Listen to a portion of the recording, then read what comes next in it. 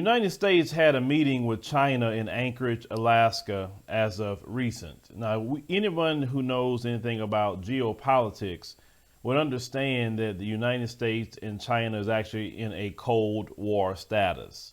Anybody who's denying that China and the U.S. isn't in a Cold War is lying to you.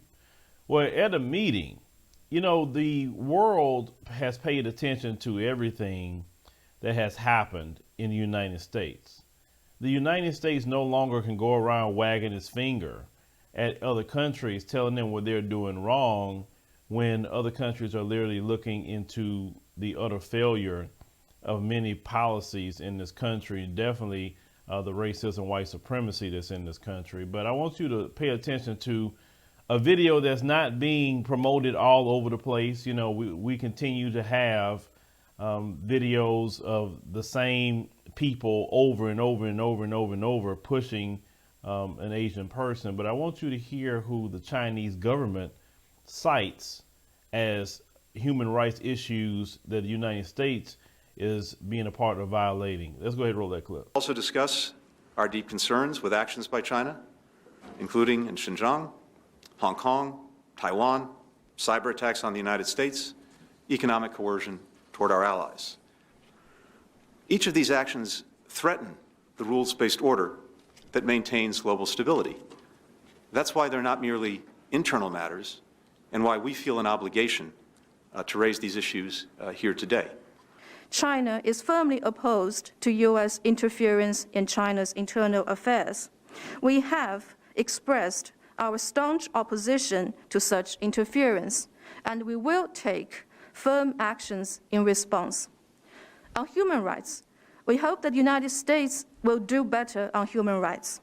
China has made steady progress in human rights, and the fact is that there are many problems within the United States regarding human rights, which is admitted by the U.S. itself as well.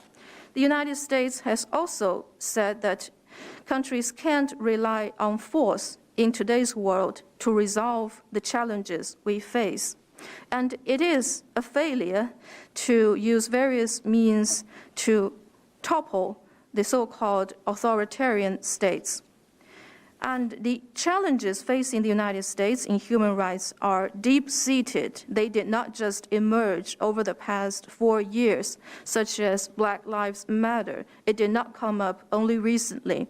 So we do hope that for our two countries, it's important that we manage our respective affairs well, instead of deflecting the blame on somebody else in this world. So as you heard, you know, from the Chinese government, let me preface it like this, okay? I understand the Chinese government is not a friend of black folks, not a friend of Africans. We all know this. It's a lot of definitely an anti-black racism in China.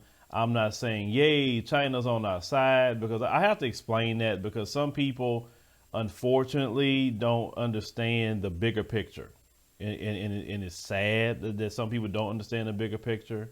And because they look at it in such a small way, they would say, you caping for the Asians, you caping for the Chinese. No, I'm not. I'm just trying to get you to understand the bigger picture and why I'm even doing this video. So if you go back to January the 6th and see the mainstream media is trying to make people even forget that even happened. I told you guys in a previous video, the media in the United States of America is the public relations firm for the white image and a propaganda wing. So even though you have quote unquote left-wing media, notice they don't talk about January the 6th. Now imagine if that was black folks that was trying to overthrow the government. They'll be talking about it all the time. I mean, they should still be talking about this now. All of us should be talking about the arrest, what's happening with these people, what's not happening with these people, because they're trying to make it quiet. Because when they make it quiet and they don't discuss this, then this is when they get the slap on the wrist, punishments, things get dismissed because the attention isn't focused on them. So as, people in the black media, you should be focusing on January the 6th and constantly keep talking about it, because it's quite interesting how January the 6th happened and all of a sudden this, propaganda pops up about black people attacking Asians and they just going in about that. Like January 6th did not even happen. Black folks that didn't try to overthrow the government. Black folks in military had nothing to do with this. Black folks, the police officers had nothing to do with this. I mean, they're literally trying to forget what happened literally a few months ago by manufacturing another propaganda. But continuing. So the Chinese Communist Party have their own issues in their own country, and rightfully so. But see, Babylon can't talk. Let me tell you something. Black people are one of the greatest assets to America and one of the greatest weaknesses for America at the same time. It's a weakness because the world see what you're doing. The world know the history. The world know how you have done us with slavery, done us with Jim Crow, done us with the black codes, how you done us with the Devil's Punch Bowl, putting black people in internment camps. When somebody the other day was mentioning to me about the Japanese being put in internment camps, and that's true. But the Japanese also got reparations for it in the terms of $20,000 underneath a Republican president, Ronald Reagan. So reparations is fine for Japanese underneath a Republican, but it's not, for black Americans, the one who built the country, the one that all these different groups are coming underneath the laws that we fought literally and died for. No one gave us anything. When people try to say black folks want handouts, say, listen, everyone else is coming to this country for a handout. All of them want a handout. I'm coming here for a better life. Yeah, you coming for here to a better life for a country that we built and the laws that we fought for, because at one point in time in this country, white people didn't want you nowhere around their neighborhood, on their job, or anything. We are the reason. It's amazing how even some people within the Asian community are fighting against affirmative action, and affirmative action benefits them, and they still don't want affirmative action. This is why, some of them who have their eyes open will say people in their community want to be with the white supremacists, because they think they get those benefits until what happened at those spas in Atlanta. Now, you understand how serious white supremacy can be. But Babylon doesn't have the place it had at one point in time in the world. It can't tell nobody else about human rights. You think other countries isn't watching how George Floyd was killed? You think other countries didn't see what happened with Breonna Taylor? That is human rights issues, ladies and gentlemen. All the people, what happened and how this country responded to Trayvon Martin and Rekia Boyd and Sandra Bland, and you could just name people after people after people. That is human rights violations. They have never treated black people as human beings in this country. Never gave us human rights. They do not want, their race soldiers to be treating black people, the right way. And we live in a de facto apartheid system, because when you had this Robert Aaron Long out here doing a domestic terrorist attack against Asians, he didn't have a scratch on him. But a black person, they'll get shot 17 times in the back. They'll have, all these cops lined up just doing an execution on black folks, and they don't even do nowhere near what this guy has done. Dylan Roof did the same thing. He killed up black folks at a church, and they took him to Burger King. That is an apartheid system. No different than what our brothers and sisters was living in South Africa. At least apartheid is over in South Africa. Yes, they got to deal with the remnants of it, and they're fighting that every day, but we still living in an apartheid system. We call it white privilege, but no, it's literally an apartheid system. No different. South Africans in the chat, you tell them how apartheid was, those of you who remember. How white people had one thing they can get away with, and then you can't. The only difference is now is that it's now in the books. Now, we called it Jim Crow, which is the same thing. They took it off the books, but it's a unwritten law. Like even with the race soldiers, listen, we treat white folks this way, we treat black folks that way. Okay? Understand that. Now, continuing. So they can't say nothing to nobody. That's why they were quiet. This is why they were quiet. Even when those Chinese government officials later even made a response about the Asian attacks in America. Guess who they blame? They said American politicians is the one that stirred this up. They didn't say black folks. They said them. You understand? See, the day of them wagging their finger at people, telling people about their elections, they tried to start that in Uganda. And Uganda have their issues. But Museveni said, well, America can't say nothing to us. Look at their election. Look at what happened to them on January the 6th. It was all behind their election. He said they maybe need to fix their election first before they come to Uganda and say anything to us. See, that's what's happening. Now, at one point in time in the world, everybody will be afraid to tell America about themselves and how they treat us as a community. They'll be very, very afraid. But now things have changed. But it has changed because the truth is coming out. You can't treat black folks any kind of way and think the world's not going to pay attention to it. And the world see through your propaganda right now that you're trying to start a de facto movement based off of people. I mean, and it's become very blatant that the so-called black people that's attacking Asians, how, okay, these either paid informants or something. Because some things, it's not even, listen, I understand criminality in the black community. I know what it looks like. I know how they get down, okay? One thing that common criminals in the black community is not going to do is commit a crime when the block is hot. In other words, if the police is paying attention to a particular thing and they looking for that, that's one thing they're going to stay away from. They're not going to run to that crime. They're going to run away from it. Then, we've seen that these criminals, that's with these, attacks on the Asians, which I really believe, and listen, we have seen over time that how, informants have been used to stir up propaganda, how people like that have been used to, help facilitate the murder of Malcolm X. So anything to draw attention off of white supremacy.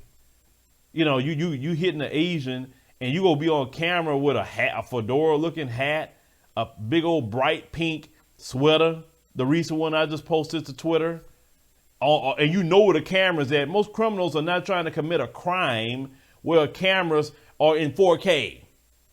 You understand what I'm saying? I mean, everybody is seeing this stuff.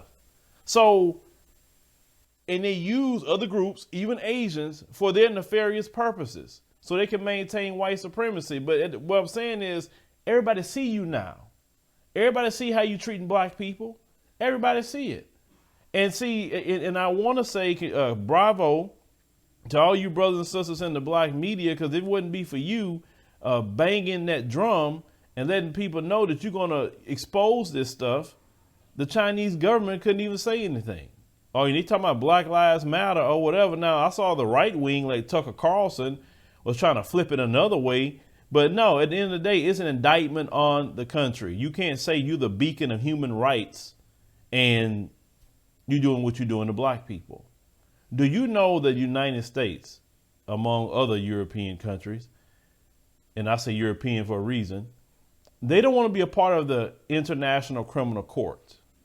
Now, an African leader that does their people wrong or commit human rights issues, they're brought before the International Criminal Court. And they're judged there, and whatever sentence they get there into International Criminal Court. Do you know the United States is not a part of the International Criminal Court? Why? Because think about it. If some of these race soldiers was doing the killing and this country wouldn't prosecute them, if they're a part of the International Criminal Court, you could have brought your case to the ICC and tried your case there without the white supremacy of this country letting them go. Because you understand those white supremacists have an immunity of law with qualified immunity. So what I'm saying is other countries are paying attention. China obviously is one of the countries that's not going to allow you just to say anything to them. They're not as long as you're killing black people. Maybe if you do right by black people, leave black people alone like you leave other people alone. Pay reparations that you owe. And paying reparations isn't you choosing where the money go. No, reparations is cash payments to black people. Just like when you use our ancestors for slavery, you didn't get it in no grants, no scholarships. you got it in cash payments. That's the same way the senators need their money, in cash payments. And then if they want to spend money on school or anything else, that's their choice. But the world is seeing what America really is. And as that lady said, that, the racism didn't start with Trump. It didn't start with him. It been going on. It been an issue, meaning everybody's paying attention to your crap. And maybe you need to fix it. So next time you go tell somebody else about their human rights violations, they won't throw it back up in your face. Now, I definitely want to thank everyone who has downloaded our African Diaspora News Channel app. We greatly appreciate it. And those of you who took advantage, of the yearly sale that we had this weekend. Because our app, the way it works is you have to go to the website and join that first. You can join as low as $9.99 per month and then take your login and then use that on the app. That's the way it works. The reason why it works that way is because when we was developing it, there was like a rule with Apple. We couldn't do it, all through the website. With the app, we kind of had to do it that way. So some people asking that particular question. The reason why, like I said, we focus to have an app is because YouTube has their rules. Facebook has rules. Twitter has rules. And we got to abide by those rules. And either you get down with the rule or you lay down by them banning you. That's really how it's going to work. And we don't want to be in a position where we can't discuss what we want to discuss or show what we want to show. No, that's just not going to happen. So while we, have, YouTube and everything, YouTube is great. But you should use YouTube to springboard to things of, our own. I'm telling any content creator this, you better have your own stuff because, they can circle right back around and start saying, okay, we don't want none of y'all to discuss racism no more on these platforms, white supremacy or anything, no more. And if you discuss it, you're gone. They can say that. So do you want to be in a position where you can't talk to your people no more? You can't inform them of what's going on. Do you want to be in that position? No, you don't. And you saying it's freedom of speech and you complaining about they treating black people wrong. Listen, they can treat whoever they want wrong. OK, I mean, I can go through a list of stuff, how they start banning folks for things they used to let people say on this platform. So why be in that position? We have to create our own. And that's just part of what we're doing. We don't just talk about that like, hey, let's create our own things. We are being about that. So make sure you, like I say, to join our website, download our app. But leave me a comment. Let me know what you think about the situation with the Chinese government telling the United States that, clean up your own anti-black racism before you try to come over here to China and try to clean up our issues. I mean, that's going to keep, being told to the United States until they do right by black people.